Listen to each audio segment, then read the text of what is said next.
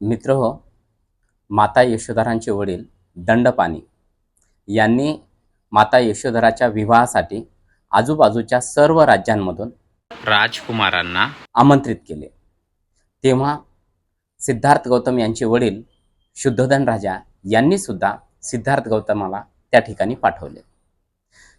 त्या ठिकाणी सिद्धार्थ गौतमाचं शांत स्वभाव, तेजस्वी आणि करुणामय व्यक्तिमत्व पाहून माता यशोधरा पहिल्या नजरेमध्ये त्यांना पसंत केली। दंडपाणी राजांना ही गोष्ट पटली नाही, कारण सिद्धार्थ गौतम यांचं नेचर, यांचं स्वभाव हे वैराग्याकडे वळलेलं होतं म्हणून। पण माता यशोधरा हे आपल्या वडिलांना सांगतात, सद्गुणी, शांत आणि सत्यप्रिय लोकांच्या सहवासात राहणं हे चुकीचं कसं काय ठरू शकते। मी विवाह करेन तर सिद्धार्थांशीच करेन, हे त्यांनी आपल्या वडिलांना सांगितलं। पण त्या ठिकाणी आलेले सर्व राजकुमार हे स्पर्धाची मागणी केली। तेव्हा सिद्धार्थ गौतम हा स्पर्धा किंवा श्रेष्ठत्व सिद्ध करणं हे त्यांच्या नेचरमध्ये नव्हतं, म्हणून त्यांनी नकार दिला। पण छन्ना हा त्यांचा सारथी होता।